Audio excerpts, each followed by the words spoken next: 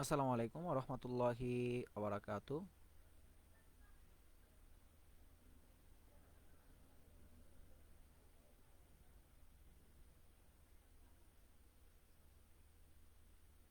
স্বাগতম তোমাদের সবাইকে।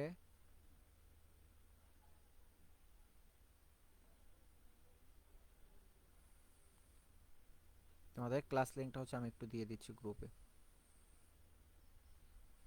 স্বাগতম তোমাদের সবাইকে।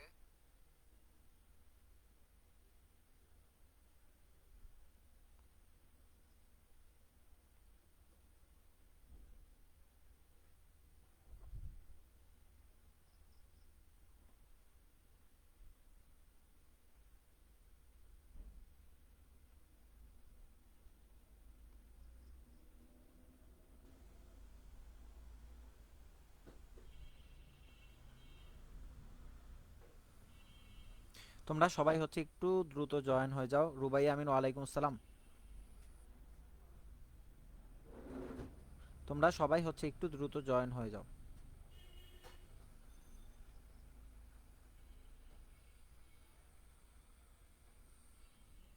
তোমরা সবাই একটু দ্রুত জয়েন হয়ে যাও।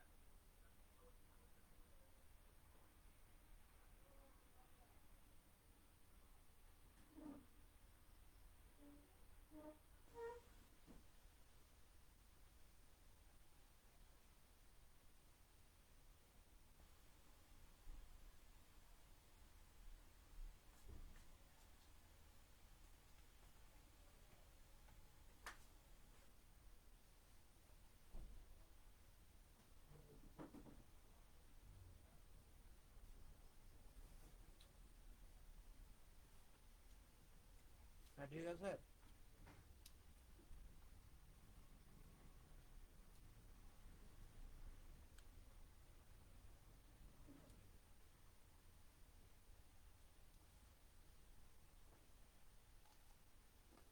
সবাই তো সম্ভবত জয়েন হয়ে গেছে।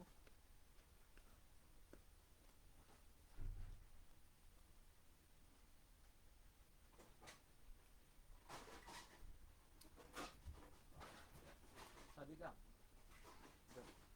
টানো টানো।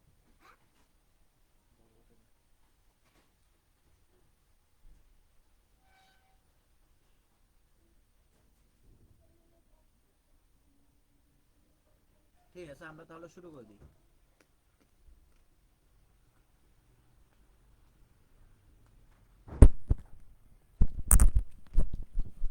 ক্লাস অনেক মাস পর জয়েন হলাম আপনার ক্লাস। রুবাই আমিন ক্লাস মেনলি কেউ দেখে না,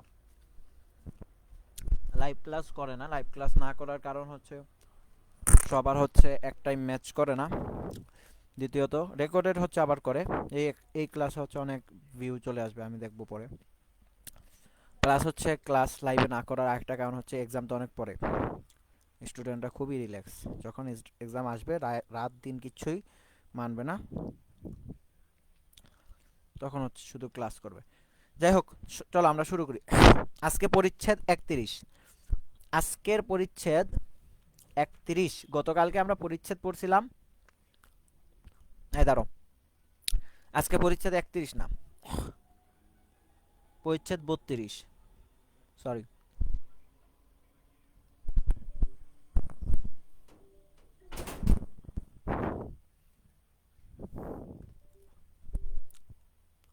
দেখো, আজকে পরিচ্ছেদ 32, গতকালকে আমরা 31 শেষ করছিলাম।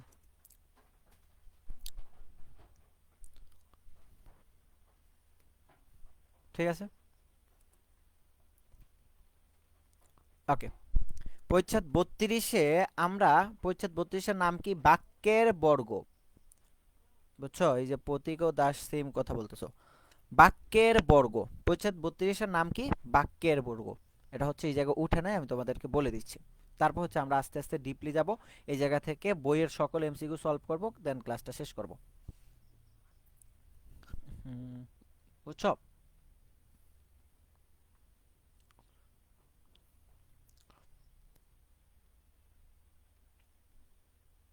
বাক্যের বর্গ।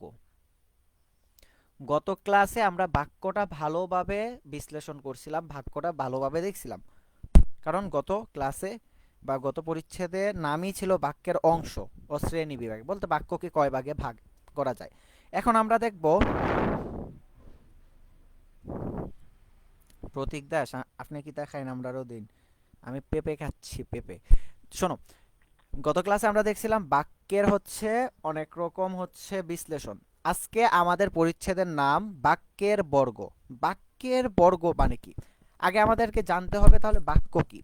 গত ক্লাসে আমরা পড়ছিলাম, এরপর আবার রিপিট করতেছি, এক বা একাধিক শব্দ দ্বারা যদি মনের ভাব সম্পূর্ণ বা পূরণ করা সম্ভব হয় তবে তাকে বাক্য বলে। ফর এক্সাম্পল, তুমি বললা আমি ভাত, তাহলে এই জায়গায় আমি একটা শব্দ, ভাত একটা শব্দ, এই দুইটা শব্দ দ্বারা কি হয়েছে, মনের ভাব কি প্রকাশ হয়েছে? হয় নাই। বাট তুমি যদি বলতো আমি ভাত খাই, তাহলে আমি ভাত খাই তিনটা শব্দ দ্বারা মনের ভাব প্রকাশ হয়েছে, দ্যাট ইজ দ্য বাক্য। বুঝছো? ঠিক আছে। তো এইরকম বাক্যের বর্গ আছে, অর্থাৎ একাধিক শব্দর একাধিক শব্দ মিলে তারপর হচ্ছে যেটা তৈরি হয় সেটা হচ্ছে গিয়া আমাদের বর্গ। মনে করো যে আমি ভাত খাই, আমি ভাত খাই, এই জায়গায় আমি ভাত খাই এটা সম্পূর্ণ একটা বাক্য। এখন যদি আমাকে তুমি প্রশ্ন করো তাহলে হচ্ছে আমি ভাত, এইটা কি হবে? এইটা হচ্ছে একটা বর্গ। তাহলে বর্গটা কি? বাক্যে ব্যবহৃত বর্গটা কি? বাক্যে ব্যবহৃত শব্দকেই বর্গ বলে, সরি, বাক্যে ব্যবহৃত অথবা একাধিক শব্দকেই বর্গ বলে। এক কথা শেষ। একাধিক শব্দকেই বলে, বর্গ বলে। একাধিক শব্দকেই কি বলে? বর্গ বলে। একাধিক শব্দকেই বর্গ বলে। ঠিক আছে। তাহলে হচ্ছে আমরা পরিচ্ছেদ বা চ্যাপ্টার হচ্ছে অ্যানালাইসিস করলাম, যা যা আছে ওইটা হচ্ছে আমরা দেখলাম। এখন চলো আমরা হচ্ছে মেইনলি ভিতরে ঢুকি। বাক্যটা কি? দাঁড়াও, এটা পরিচ্ছেদ 32, তাই না? আমরা হচ্ছে পরিচ্ছেদ 32 এই জায়গায়, এই যে দেখো বাক্যের বর্গ। ঠিক আছে, আমরা এখন শুরু করব। বাক্যের মধ্যে একাধিক শব্দ দিয়ে গঠিত বাক্যাংশকেই বলে। ফর এক্সাম্পল, আমি ভাত খাই, তাহলে আমি ভাত এটা হচ্ছে গিয়া কি একটা বাক্যের অংশ এবং এটাকেই বর্গ বলে। ঠিক আছে। বর্গ হলো ঘনিষ্ঠভাবে সম্পর্কিত শব্দের গুচ্ছ। বাদ দাও, এটা লাগবে না। বর্গকে বলা হয় বাক্যের একক। খুবই খুবই খুবই ইম্পর্টেন্ট, এমসিকিউতে আসবে। বাক্যের একক কাকে বলা হয়? শব্দ, পদ, গুচ্ছ, শব্দগুচ্ছ নাকি বর্গ? এক কথাই। যাই হোক, তাহলে সুন্দরভাবে হচ্ছে গিয়া দাগাবা বর্গ। বর্গকে বাক্যের একক বলা হয়। বর্গকে বাক্যের একক বলা হয়। বাক্যের একক কাকে বলা হয়? বর্গকে। বুঝছো? ওকে। কেননা মানুষ কথা বলতে গিয়ে শব্দের পরে শব্দ না বসিয়ে প্রায় বর্গের পরে বর্গ বসায়। এই জায়গায় কি বলছে এটা? এখানে এটা কি বলছে? মানুষ কথা বলতে গিয়ে শব্দের পরে শব্দ না বলে বাক্যে বর্গের পরে বর্গ বসে। এইটা কিন্তু তোমাদের হচ্ছে বই, সো এইটা নিয়ে কারো কোনো ঝামেলা লাগবে না। সম্পূর্ণ বই থেকে এই জায়গায় আমি ধরাই ধরাই পড়াই দিতেছি যাতে হচ্ছে ঝামেলা না হয়। মানুষ বেশিরভাগ ক্ষেত্রে কি করে? শব্দের পরে শব্দ না বসে বর্গের পরে বর্গ বসে। মানে কি? অর্থাৎ আমি ভাত খাই, এইটা হচ্ছে গিয়া শব্দ। এতক্ষণ হচ্ছে ক্লাসের কোনো নাম নাই, এখন হচ্ছে ফোন দিচ্ছেন, ক্লাসের গ্রুপে জয়েন হচ্ছেন না। তো আমার তো কোনো কিছু করার নাই। এই জায়গায় স্টুডেন্টদেরকে বসে রেখে কি আমি গ্রুপে জয়েন করতে যাবো? আমি বারবার বলি যে তোমরা জয়েন হও, জয়েন হও, ভর্তির সাথে সাথে বলিয়ে দিই জয়েন হও। দেখো, শব্দের পরে শব্দ বসায়, তারপর শব্দের পরে শব্দ না বসে বেশিরভাগ ক্ষেত্রে বর্গের পরে বর্গ বসে। এটার কথার মানে কি? মনে করো যে আমি ভাত খাই, এটা হচ্ছে গিয়ে শব্দ শব্দ। ঠিক আছে। তো এইটা এক ধরনের বাক্য, কিন্তু বেশিরভাগ ক্ষেত্রে কি এরকম ব্যবহার হয়? বেশিরভাগ ক্ষেত্রে বলে যে সে গেলে সে গেলে আমি আসতাম। এরকম আমরা কথা বলি না বা কনভারসেশন হয় না, আমি আসতাম। তাহলে হচ্ছে গিয়া কি একাধিক শব্দ, এজন্য এইগুলো হচ্ছে গিয়ে বর্গ। তো বেশিরভাগ ক্ষেত্রে আমরা কোনটা ইউজ করি? বর্গ ইউজ করি। শব্দের পর শব্দ না বসাইয়া বর্গের পর বর্গ বসাই, এইটাই হচ্ছে এই জায়গায় বলছে। মালা ও মায়া খুব সকালে বাড়ির সামনে থাকা স্কুল বাসে উঠে পড়লো। এই বাক্যে মালা ও মায়া খুব সকালে বাড়ির সামনে থাকা স্কুল বাসে উঠে পড়লো, এইগুলা কিন্তু প্রতিটা বর্গ। এক কথায় একাধিক শব্দ থাকলেই বর্গ বলবা। আমি ভাত খাই, এই জায়গায় আমি একটা শব্দ, ভাত একটা শব্দ, খাই একটা শব্দ। এখন যদি আমি তোমাকে বলি যে আমি ভাত, এইটা হচ্ছে গিয়া বর্গ। ক্লিয়ার? এটা হচ্ছে গিয়া বর্গ। বুঝতে পারছো? ঠিক আছে, ওকে। এরপর চলো এখন আসো যে আমাদের বর্গকে হচ্ছে কয়েক ভাগে ভাগ করা হয়। বর্গকে কি কয়েক ভাগে হচ্ছে গিয়া ভাগ করা হয়। তার মধ্যে প্রথমটা কয় ভাগে ভাগ করা হয় এটা সম্ভবত প্রশ্নে আসবে না। শোনো দেখো, বিশেষ্য বর্গ, পরে হচ্ছে গিয়া বিশেষণ বর্গ, ক্রিয়া বিশেষণ বর্গ, এবং লাস্টে আছে হচ্ছে গিয়ে ক্রিয়া বর্গ। তাহলে প্রশ্নে যদি দেয়ও যে বর্গকে কত ভাগে ভাগ করা হয়, তাহলে বলবা যে 4 ভাগে। বিশেষ্য বিশেষণ ক্রিয়া বিশেষণ ক্রিয়া বর্গ, বিশেষ্য বিশেষণ ক্রিয়া বিশেষণ ক্রিয়া বর্গ। ঠিক আছে, এখন আসো যে বিশেষ্য বর্গটা কি। বিশেষ্য বর্গটা কি তার আগে আমি তোমাদেরকে একটু আবার বিশেষ্য, সর্বনাম, বিশেষণ, ক্রিয়া বিশেষণ এগুলা সম্পর্কে একটু বলি। বিশেষ্য, সর্বনাম, বিশেষণ সব সময় মাথা রাখবা, এই তিনটা একসাথে থাকে। বিশেষ্য, সর্বনাম, বিশেষণ। তুমি পরিচ্ছেদ উঠাই দেখো, প্রথম তোমার বইয়ের পরিচ্ছেদে প্রথমে আছে হচ্ছে গিয়া বিশেষ্য, তারপর হচ্ছে গিয়া সর্বনাম, তারপর হচ্ছে গিয়া বিশেষণ। তাহলে এই তিনটাকে তুমি সব সময় এক জায়গায় রাখবা। বিশেষ্য, সর্বনাম, বিশেষণ মানে কি? Noun, pronoun, adjective. বিশেষ্য, সর্বনাম, বিশেষণ মানে কি? Noun, pronoun, adjective. গেস করতে তো পারতেছো যে কোন তিনটা হবে। তাহলে হচ্ছে কি, বিশেষ্য মানে নাউন, সর্বনাম মানে প্রোনাউন, বিশেষণ মানে অ্যাডজেক্টিভ। তাহলে বিশেষ্য মানে কি? নাউন। নাউন মানে কি? কোনো কিছুর নাম দেওয়া। বুঝছো? নাউন মানে কি? কোনো কিছুর নাম দেওয়া। তাহলে বিশেষ্য নাউন, নাউন মানে কোনো কিছুর নাম বোঝানো। বিশেষ্য, তারপর কি সর্বনাম, সর্বনাম মানে প্রোনাউন, মানে কোনো কিছু নামের পরিবর্তে যে নাউন বসে তাকে প্রোনাউন বলে। ফর এক্সাম্পল, রহিম বাজারে গেল এবং সে মাছ খেলো। তাহলে এই জায়গায় সেটা কি হলো? সে হচ্ছে গিয়া প্রোনাউন। অ্যাডজেক্টিভ বা বিশেষণ, অ্যাডজেক্টিভ বা বিশেষণ মানে কি? যেই দ্বারা, শব্দ দ্বারা গুণবাচক কোনো কিছু বোঝায়, গুণ, দোষ, ত্রুটি, সংখ্যা ইত্যাদি বোঝায়। সে ছিল উদার মনের মানুষ, তাহলে এই জায়গায় উদার হচ্ছে কি অ্যাডজেক্টিভ। ঠিক আছে, আমি তোমাদেরকে বুঝাইতে পারছি। এখন দেখো বিশেষ্য বর্গ, তাইলে বিশেষ্য মানে আমরা দেখলাম নাম বুঝাবে, এবং বর্গ মানে কি? একাধিক শব্দ বুঝাবে। তাহলে বিশেষ্য বর্গ মানে কি? যে শব্দ দ্বারা বা যে বর্গ দ্বারা বিশেষ্য বুঝায়। ক্লিয়ার? বর্গ কি? একাধিক শব্দ। সংজ্ঞাটা দেখো, বিশেষ্যের আগে এক বা একাধিক বিশ্লেষণ বা সম্বন্ধ প্রযুক্ত হয়ে বিশেষ্য বর্গ তৈরি করা হয়। সুন্দরভাবে হচ্ছে এটা ক্লিয়ার হবা, সুন্দরভাবে হচ্ছে এটা ক্লিয়ার হবা। সেটা হচ্ছে গিয়া কি, প্রথমেই দেখো, প্রথমেই হচ্ছে গিয়া এই জায়গায় দেখবা যে বিশেষ্য, বিশেষ্য মানে যে শব্দ দ্বারা কোনো কিছুর নাম বোঝায়, রহিম, করিম, জব্বার, সাদিক। এবং বর্গ কি? একাধিক শব্দ। ঠিক আছে, আর সংজ্ঞাটা দেখতে হবে না। তাহলে এমন একটা নাম বা বর্গ থাকবে যেটা দ্বারা নাম বোঝাচ্ছে। এক্সাম্পল দেখো, অসুস্থ ছেলেটি আজ স্কুলে আসেনি। তাইলে এই জায়গায় অসুস্থ ছেলেটি আজ স্কুলে আসেনি। তারপর হচ্ছে গিয়ে দেখো, আমার ভাই পড়তে বসেছে। তাহলে এই জায়গায় অসুস্থ ছেলেটি দ্বারা কি বিশেষ্য বোঝাচ্ছে না? একটা ছেলের নাম বোঝাচ্ছে। ঠিক আছে, এবং এই যে একাধিক শব্দ, এটা কিন্তু সিঙ্গেল না। অসুস্থ ছেলেটা এই জায়গায় নিচে হাইলাইট করে দিছে। মেজাজটা এমন গরম হচ্ছে, শুধু ফোন দিচ্ছে। আচ্ছা, সর্বনাম নাই, প্রতীক দাস, ওটা শর্ট সিলেবাসে নাই।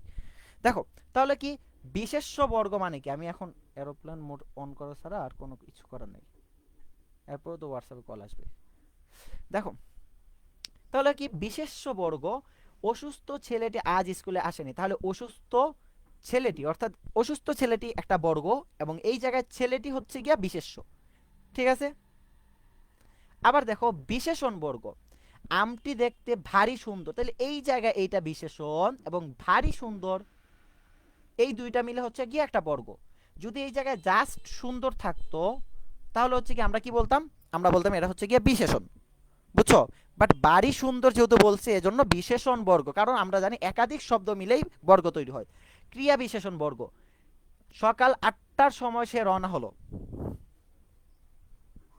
সকাল 8টার সময় সে রওনা হলো, ঠিক আছে? সকাল 8টার সময় সে রওনা হলো। তো এই জায়গায় দেখো, রওনা হলো সকাল 8টার সময়ে সে রওনা হলো, তাহলে এই জায়গায় ক্রিয়া বিশেষণ। আগে দেখো যে এখানে হচ্ছে গিয়া ক্রিয়া বিশেষণ বর্গ যেহেতু বলছে এজন্য কিন্তু একাধিক শব্দ বুঝাইছে, বুঝছো? তারপর দেখো এই জায়গায় হচ্ছে ক্রিয়া আছে, সকাল 8টার সময় সে রওনা হলো, এজন্য হচ্ছে গিয়ে ক্রিয়া বিশেষণ বর্গ। এরপর লাস্টে যেটা দেখো সেটা হচ্ছে কি আমাদের আছে ক্রিয়াবর্গ। ক্রিয়াবর্গ কি? ক্রিয়া মানে যেই শব্দ দ্বারা কোনো কাজ করা বা হওয়া বোঝায়, আর বর্গ মানে কি একাধিক শব্দের গুচ্ছ। প্রতিটার ক্ষেত্রে কোনো জায়গায় কি তুমি দেখছো যে সিঙ্গেল দাগ দেওয়া, সিঙ্গেল একটা শব্দ, যদি সিঙ্গেল একটা শব্দ দেয় সেক্ষেত্রে এটা বর্গের বাহির হয়ে যাবে, এটা পদ হয়ে যাবে, ঠিক আছে? ক্রিয়াবর্গের ক্ষেত্রেও দেখো যে বিশেষ, অর্থাৎ এক কথা হচ্ছে কি কাজও থাকবে এবং একাধিক শব্দ থাকবে। দেখো অস্ত্র সহ সৈন্যদল এগিয়ে চলছে, তো এই জায়গায় চলছে মানে কি? এই জায়গায় চলছে মানে ক্রিয়া, যে শব্দ দ্বারা কোনো কাজ করা বা হওয়া বোঝায়, ক্রিয়া। এবং এগিয়ে চলছে মানে এটাকে কানেক্ট করছে বা বুঝাইছে, এটা হচ্ছে গিয়ে বর্গ। অনেকক্ষণ দাঁড়িয়ে থাকার পরে বসে পড়লো, এই জায়গায় পড়লো হচ্ছে গিয়ে ক্রিয়া, এবং বসে পড়লো এটা অ্যাড করে বুঝাইছে যে এটা হচ্ছে নট অনলি শব্দ, এটা হচ্ছে গিয়ে বর্গ। বাচ্চাটা অনেকক্ষণ ধরে চিৎকার করছে, এই জায়গায় চিৎকার করছে মানে হচ্ছে গিয়া ক্রিয়া, এবং চিৎকার করছে এইটা এক্সট্রা লাগাই বুঝাইছে, এটা হচ্ছে গিয়ে বর্গ। দ্যাট মিনস আমি এইটা বুঝাতে যাচ্ছি যে তুমি যেই জায়গায় দেখো না কেন একটা সিঙ্গেল শব্দ কিন্তু নাই, যদি সিঙ্গেল শব্দ হয় তাহলে সেটা শব্দ হয়ে যাবে বা পদ হয়ে যাবে, ঠিক আছে? তাহলে আমাদের যেহেতু বর্গ নিয়েই আলোচনা, এজন্য জাস্ট হচ্ছে সব জায়গায় ডাবল শব্দ, সব জায়গায় ডাবল শব্দ, সব জায়গায় ডাবল শব্দ। এবং আমাদের এখানে বলছে বর্গ 4 প্রকার: বিশেষ্য বর্গ, বিশেষণ বর্গ, ক্রিয়া বিশেষণ বর্গ, এবং হচ্ছে গিয়া ক্রিয়াবর্গ, ঠিক আছে? তাহলে বিশেষ্য, সর্বনাম, বিশেষণ, ক্রিয়া বিশেষণ এইগুলো হচ্ছে আমরা সবাই সব কিছু হচ্ছে আগেও পড়ে আসতে, বাট এখন হচ্ছে আবার বলে দিলাম তোমাদের। ক্লিয়ার?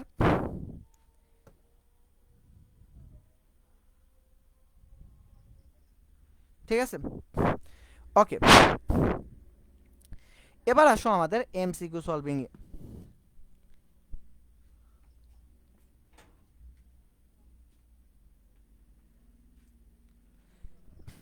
বাক্যের মধ্যে একাধিক শব্দ দিয়ে গঠিত বাক্যাংশকে কি বলে? গঠিত বাক্যাংশ যেহেতু বলছে এজন্য এই বাক্যাংশ হবে না। উদ্দেশ্য বিধেয় এই জায়গায় হচ্ছে গিয়া কোনো কিছুই নাই, কারণ উদ্দেশ্য কাকে বলে? উদ্দেশ্য মানে হচ্ছে গিয়া বাক্যে যার উদ্দেশ্য কোনো কিছু বলা হয়, যেমন রহিম বাজারে গেল, এই জায়গায় রহিমের উদ্দেশ্য বলা হয়েছে এজন্য রহিম উদ্দেশ্য, এবং বাজারে গেল এটা হচ্ছে গিয়ে বিধেয়, তাহলে উদ্দেশ্য হবে না, বিধেয় হবে না, বাক্যাংশ হবে না, আমাদের জাস্ট হচ্ছে যেটা সেটা হচ্ছে গিয়ে বর্গ। কারণ আমরা জানি একাধিক শব্দ থাকলে এটা চোখ বন্ধ করে বর্গ। বর্গ আসলে বাক্যের বিন্যাস, ধ্বনিগুচ্ছ, বর্ণের সমষ্টি নাকি শব্দের গুচ্ছ? দেখো শব্দ, একাধিক শব্দ মিলে হচ্ছে গিয়া বর্গ তৈরি হয়। বর্গের নাম হয় কি অনুযায়ী? পদ অনুযায়ী, নাকি হচ্ছে গিয়া বাক্য অনুযায়ী, নাকি ধ্বনি অনুযায়ী, নাকি বর্ণ অনুযায়ী? এই জায়গায় বারবার হচ্ছে ফোন দিয়ে, আল্লাহ, আমি তো এখন কিচ্ছু করতে পারবো না, কাউকে ইয়াও করতে পারবো না, অ্যাড করতে পারবো না এখন।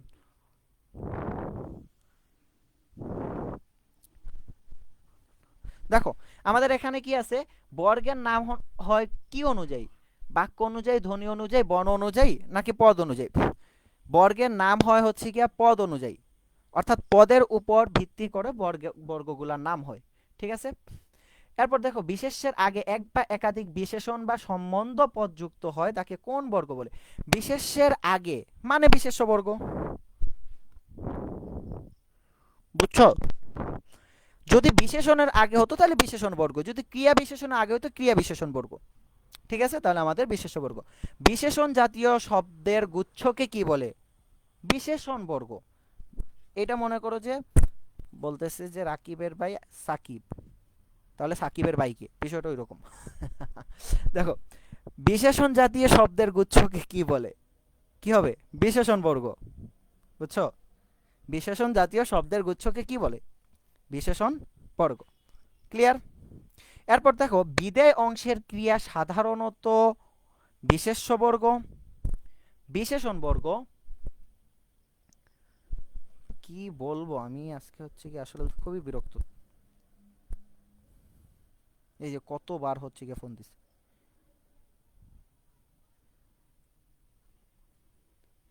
হ্যালো।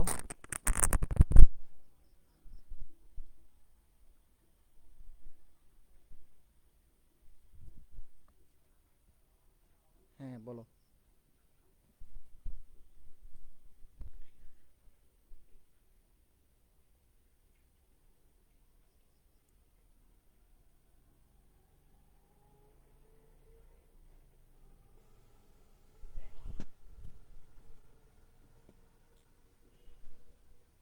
না তোমাদেরকে তো হচ্ছে তোমরা আগে বলবা না, আগে না বললে হচ্ছে আমি কিভাবে অ্যাড করব। তোমরা তোমাদেরকে তো আমি হচ্ছে একসাথেই হচ্ছে সবাইকে গ্রুপ লিঙ্কগুলো একসাথে দিয়ে দিছিলাম তাই না, যে এই যে এতটা এতটা সব বিষয়ের কোর্সের গ্রুপ লিঙ্ক হচ্ছে এটা। তো তোমরা যদি এখন আগে না বলো সেক্ষেত্রে আমি কিভাবে কি করব। দেখো তো এখন তোমরা হচ্ছে বারবার কল দিচ্ছ আমাকে, বারবার কল দিচ্ছ। এখন আমি তো ক্লাস, আমি কিভাবে তোমার এখন আইডি ওইটা ভেরিফাই করে তারপর ইয়া করব। তুমিও ক্লাস করতে পারতেছো না, এটা হচ্ছে একটা খারাপ বিষয়।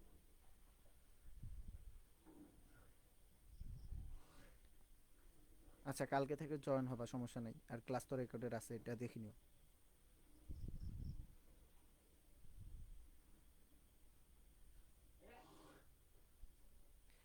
আচ্ছা ঠিক আছে দেখো।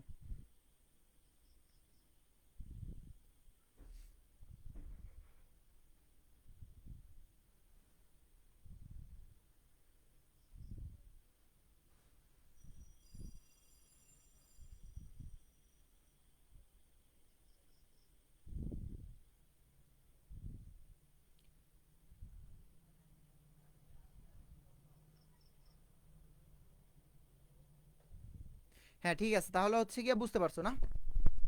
তো এই হচ্ছে আমাদের কমপ্লিটলি এ টু জেড হচ্ছে গিয়ে এই পরিচ্ছেদের যা যা আছে তা। এই জায়গায় কারো কোনো সমস্যা আছে কিনা বলো, এই জায়গায় কারো কোনো সমস্যা আছে কিনা এটা হচ্ছে একটু বলো।